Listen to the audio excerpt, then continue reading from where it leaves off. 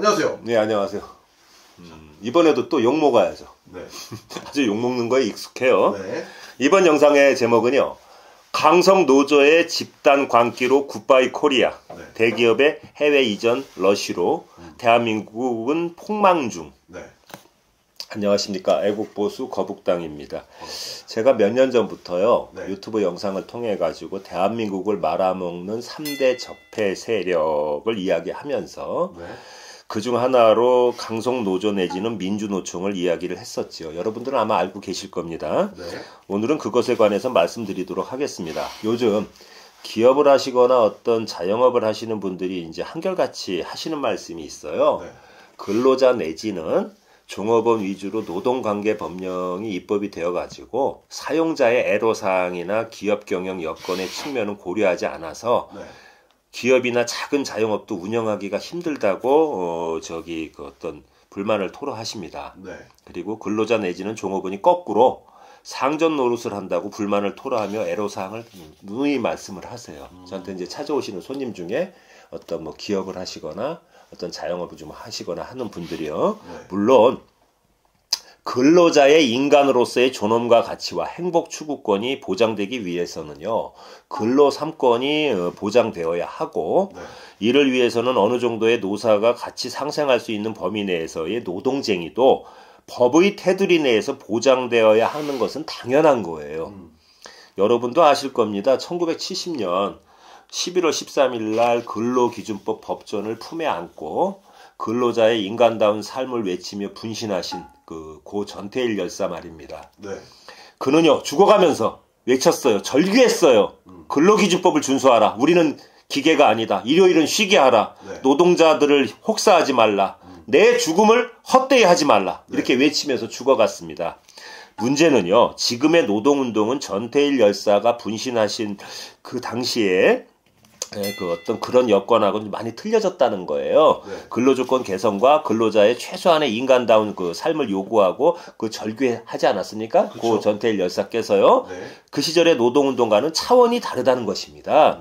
국내 굴지에 재벌 기업에서 억대의 연봉을 받고 생활하는 근로자들까지 배때기에 기름기가 끼고요. 네. 배가 부르면서도 투쟁을 위한 투쟁식의 노동쟁의를 지속을 해갔고 기업의 존립 기반과 국가 경제를 파국으로 몰아넣는 수준에까지 도달했다는 것이 문제점입니다. 그리고 민주노총의 경우 노총 본연의 설립 목적을 벗어나갖고 국내의 정치 문제에까지 관여를 하고 있어요. 네. 지난 윤석열 전 대통령의 탄핵 정국에서 윤 대통령을 체포하러 간다고 날뛰지 않았습니까? 그렇죠?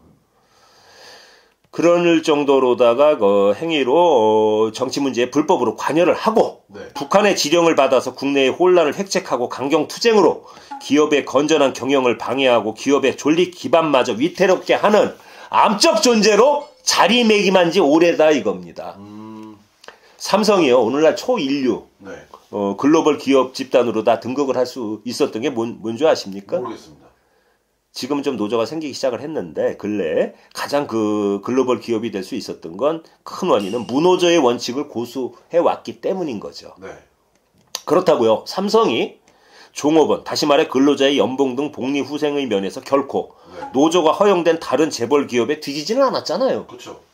이것은 무엇을 뜻하는 것일까요? 많이 생각해 보세요. 최근 민주노총의 횡포를 피해가지고 현대, 네. 삼성, SK 등 국내 굴지의 재벌 기업들이 노조 천국인 대한민국을 떠나갔고요. 네. 미국이나 동남아시아 등으로 생산 라인을 이전하는 것을 여러분도 잘 알고 계실 겁니다. 그렇죠? 이러다가는 노조 때문에 나라가 망할 거예요. 기업들 다 떠나가지고 민주노총이 없어져야만 대한민국이 삽니다. 기업이 다 떠나면 민주노총이 있겠어요? 그렇죠. 이거 좀 내가 우스갯소리로 하는 건데 네. 그리고 이 땅에 남아 있다가요 기업들이 만약에 이재명 아저씨가 대권을 잡으면은요 네. 재벌 죽이기로 다 망할 것인데 어쩌면 미국이나 동유럽, 동남아시아로 이전하는 것이 기업주의 입장에서는 더 나은 선택일 수도 있어요. 최근 국내 기업들의 민주노총 탈퇴가 속출을 하고 있죠. 네.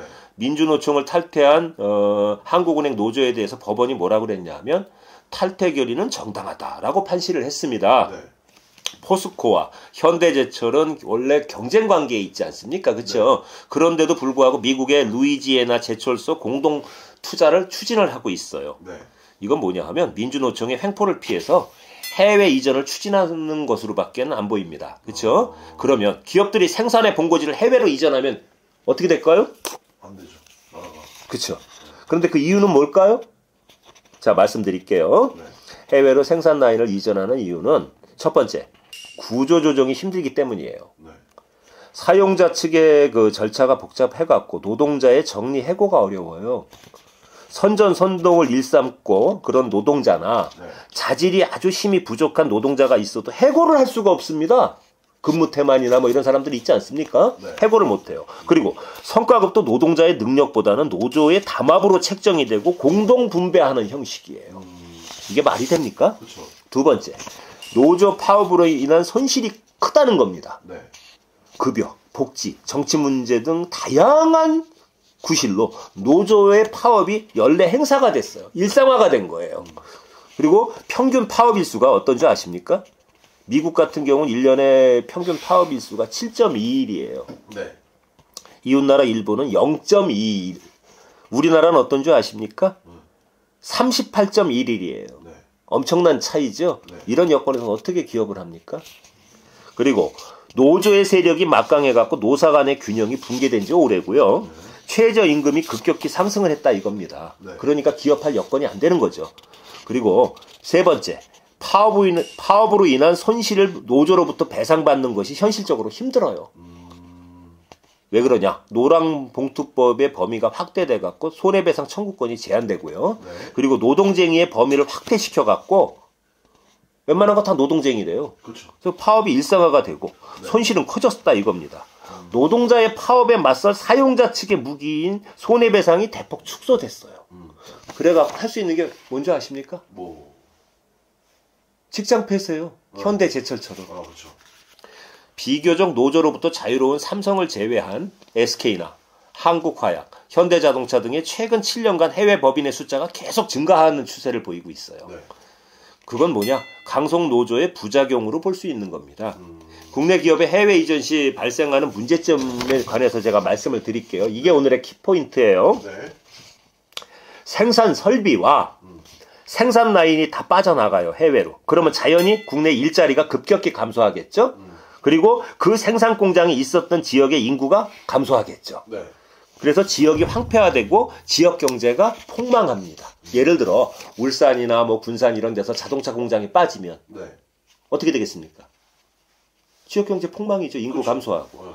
그리고 세 번째, 그 핵심 기술이 해외로 유출되는 기술 유출 리스크가 커집니다. 국내에 생산 라인이 있을 때보다 네. 해외에 나가 있으면 우리의 핵심 기술을 도둑맞을 확률이 더 커지겠죠. 네. 네 번째, 해외 현지에서 생산해갖고 발생하는 해외 이익을 국내에 들어올 수 있는 그런 여건이 아니에요. 지금은 예전처럼. 그런 시대는 지났기 때문에 해외에서 발생한 이익을 현지 해외에서 소비함으로 국내의 내수 경기는 자연히 침체되는 겁니다. 네. 그리고 대기업의 해외 이전으로 인해서 부품업체, 네. 하청업체, 포장, 운송업체 뭐 이런 그 대기업의 공생관계, 상생관계로다가 그 지내는 기업들이 있지 않습니까? 네. 중소기업들이 해외 이전 대기업과 공생관계 있었지만 그 대기업이 떠나니까 네. 연쇄적으로 줄도산을 하는 거예요. 여섯 번째, 네. 공장 등이 위치했던 지역 경제가 붕괴가 돼요. 그렇죠? 네. 그럼 그 지역의 집값이 어떻게 될까요? 폭락하겠죠? 예. 그리고 일자리를 찾아 어디로 올까요? 수도권으로 찾아들겠죠. 그렇죠. 예. 그러다 보면 서울 중심의 수도권이 더 비대화되는 겁니다. 이런 부작용을 낳는 거예요. 네. 결론은요. 강성 노조와 민주노총은 대한민국의 경제를 붕괴시키는 암적 존재다 이겁니다. 감사합니다. 몇 분 나와요?